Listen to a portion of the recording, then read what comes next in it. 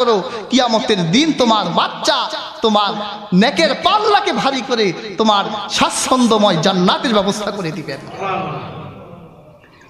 কাজেই হাজির, মানুষের জীবনের আমলগুলো ওজন করা হবে। যে আমলগুলো করেন ওজন আওলা আমল করেন, কিয়ামতের দিন কিন্তু কেউ 4 আনার উপকার করবে না।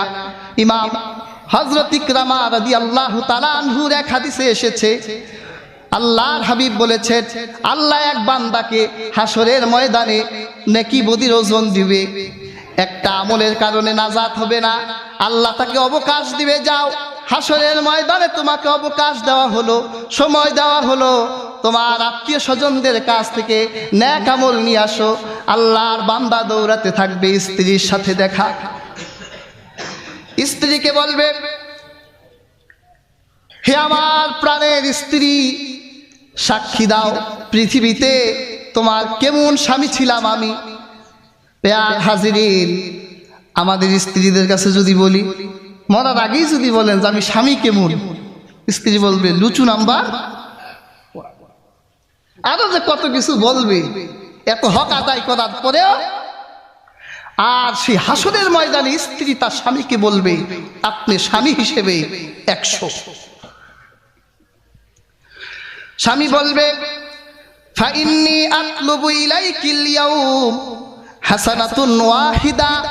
হে আমার স্ত্রী, আল্লাহর ইনসাফের আদালতে ধরা পড়ে গেছি, একটা নেক দিয়ে আমাকে সাহায্য করো। স্ত্রী বলবে, তুমি যেই বিপদে আছো আমি তো একই বিপদে আছি, আমি তো এই মুহূর্তে তোমাকে একটা নেক দিয়ে সাহায্য করতে পারবো না।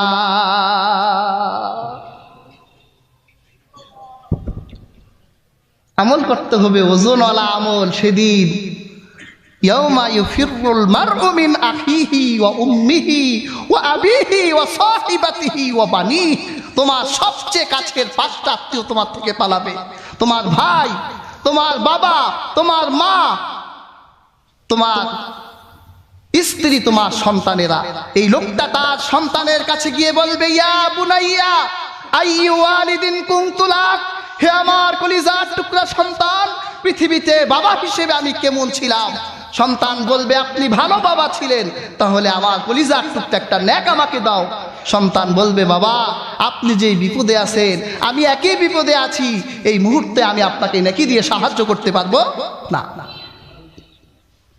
কাজেই যদি আজকের আলোচিত সূরার এই আয়াতে মাওয়াজিনুহু এর ব্যাখ্যা এটা যদি মাউজুন থেকে আসে, তাহলে এর অর্থ হবে আল্লাহ কিয়ামতের দিন আপনার আমলকে ওজন দিবে।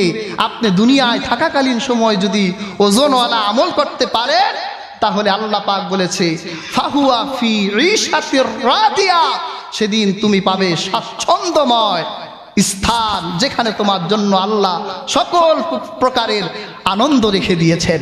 সুবহানাল্লাহ। দুনিয়া